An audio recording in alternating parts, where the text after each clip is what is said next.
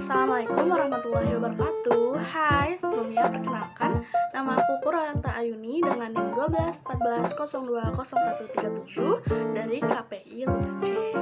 Pada kesempatan kali ini, aku mau menjelaskan tentang persaudaraan dan silaturahmi menurut Quran Surat Al-Hujurat ayat 10. Yang pertama, ada makna persaudaraan dan silaturahmi di dalam Islam. Persaudaraan dan silaturahmi itu bukan hanya tentang ikatan darah loh, tetapi juga tentang saling mendukung, menghormati, dan membangun hubungan harmonis dalam umat beragama, terutamanya umat muslim. Kemudian, apa sih perbedaan antara persaudaraan dan silaturahmi?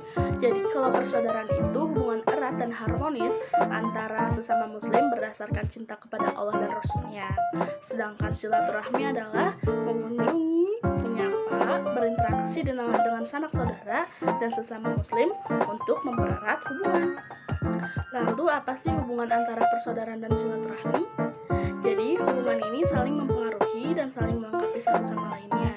Persaudaraan itu memberi dasar kuat bagi terjalinnya silaturahmi yang baik, dan silaturahmi memperkuat dan memelihara persaudaraan dalam masyarakat muslim.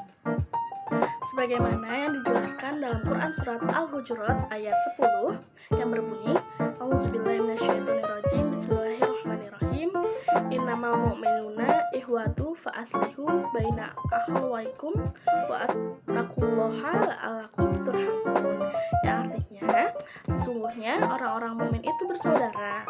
Karena itu, damaikanlah antara kedua saudaramu yang berselisih dan bertakwalah kepada Allah agar kamu mendapat rahmat. Ayat ini tuh menjelaskan tentang pentingnya kita tidak saling berspekulasi tentang orang lain dan berhati-hati dalam menilai kesalahan orang lain. Ayat ini menekankan pentingnya saling memaafkan dan meningkatkan kualitas komunikasi antar kaum muslimin. Isi kandungan Quran Surat Al-Hujurat ayat 10 ini yang aku rangkum itu ada 5. Yang pertama, orang-orang beriman, meskipun bukan saudara kandung, mereka terikat dengan persaudaraan iman atau ukhuwah Islamiyah, bagaikan saudara sekandung, bahkan ikatannya tuh bisa lebih kuat lagi. Yang kedua, ketika ada orang-orang beriman bertikai, kewajiban bagi mukmin lainnya yaitu untuk mendamaikan mereka. Yang paling wajib mendamaikan adalah pemimpin di antara kaum muslimin tersebut. Yang ketiga, pertikaian bisa terjadi bahkan di antara dua orang. Meskipun yang bertikai dua orang, wajib bagi mukmin untuk mendamaikan mereka. Apalagi yang bertikai itu lebih dari dua, banyak. Yang keempat, orang-orang mukmin harus menjadikan takwa sebagai landasan dalam seluruh amal perbuatannya, termasuk dalam mendamaikan dua orang yang bertikai. Dengan takwa, ia bisa adil dan tidak diskriminatif. Dengan takwa juga akan memperoleh rahmat Allah Subhanahu wa Ta'ala. Yang kelima, yang terakhir, ayat ini itu mengisyaratkan persatuan dan kesatuan yang akan melahirkan rahmat bagi seluruh umat. Dan sebaliknya, pertikaian dan perpecahan akan menjauhkan dari rahmat Allah Subhanahu wa Ta'ala. Oke, selanjutnya ada tips memperkuat persaudaraan dan silaturahmi. Yang pertama, yaitu menjalin silaturahmi secara rutin. Menjaga silaturahmi secara rutin daripada hanya sesekali dalam keadaan tertentu akan memudahkan menjaga hubungan dalam keadaan apapun. Yang kedua, yaitu menepati janji. Janji yang sering tidak ditunaikan akan menyebabkan orang lain merasa sakit hati dan berpotensi untuk konflik menjadi lebih besar. Yang ketiga, yaitu meminta maaf ketika bersalah. Meminta maaf setiap kali melakukan kesalahan dilakukan adalah langkah awal untuk memperbaiki hubungan yang rusak. Selanjutnya ada manfaat persaudaraan dan silaturahmi bagi kehidupan. Yang pertama, yaitu adanya kesejahteraan emosional. Persaudaraan dan silaturahmi memberikan rasa dukungan, kehangatan, dan kebahagiaan dalam kehidupan sehari-hari. Yang kedua, ada kuatnya jaringan sosial. Dengan membangun persaudaraan dan silaturahmi yang kuat, kita dapat memiliki jaringan sosial yang solid dan mendapat manfaat dari relasi yang dibangun. Yang ketiga, tumbuhnya rasa kebersamaan. Persaudaraan dan silaturahmi menghasilkan rasa saling memiliki dan mendorong kerjasama yang lebih baik dalam masyarakat muslim. Oke, selanjutnya ada keutamaan persaudaraan dan silaturahmi dalam Islam. Yang pertama, menjaga keutuhan umat. Hubungan yang solid antara sesama muslim dapat memperkuat persaudaraan dalam melindungi kepentingan umat. Yang kedua, beribadah bersama-sama.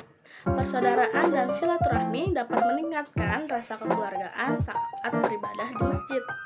Selanjutnya, yang ketiga, ada memaafkan kesalahan. Persaudaraan dan silaturahmi dapat mengajarkan kita untuk memaafkan kesalahan dan saling membantu mengoreksi kesalahan. Selanjutnya, ada contoh dalam kehidupan sehari-hari, yaitu yang pertama, membantu tetangga yang kesulitan. Memberikan bantuan pada tetangga seperti membantu membawa barang atau mengantar jemput anak dapat memperkuat hubungan antar tetangga secara sosial. Selanjutnya ada berkumpul dengan keluarga. Berkumpul dengan keluarga dan menghabiskan waktu bersama adalah cara yang paling baik untuk mempererat persaudaraan dan kehangatan di antara keluarga. Yang ketiga ada mengucapkan selamat. Mengucapkan selamat pada teman atau kerabat saat momen istimewa seperti pernikahan, kelahiran, atau kelulusan dapat menunjukkan rasa kepedulian sesama umat. Yang terakhir yaitu bertukar hadiah. Bertukar hadiah pada hari raya atau momen spesial juga dapat meningkatkan rasa persaudaraan dan silaturahmi.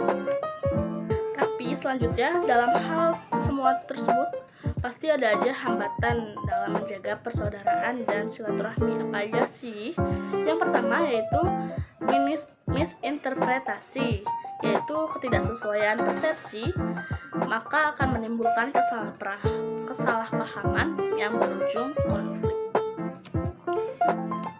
Selanjutnya, dalam semua hal tersebut pasti ada saja hambatan yang terjadi dalam menjaga persaudaraan dan silaturahmi. Apa aja sih?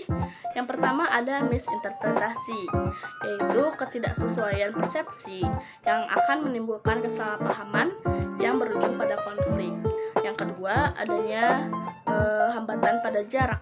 Kesulitan menjaga tentu akan timbul ketika jarak kita terlalu jauh. Misalnya, jika kerabat atau teman berada di luar kota atau bahkan di luar negeri. Yang ketiga, yaitu hambatannya karena sibuk. Ini yang paling sering terjadi. Menjaga hubungan dapat terhambat oleh kesibukan yang membuat kita tidak ada waktu yang cukup untuk berkomunikasi atau berkumpul. Jadi, kesimpulan akhirnya, persaudaraan dan silaturahmi itu memiliki peran yang krusial dalam kehidupan seorang muslim. Dengan memperkuat, mempertahankan, dan mengayomi persaudaraan, serta menjaga silaturahmi, kita dapat menciptakan masyarakat muslim yang lebih bersatu, adil, dan damai.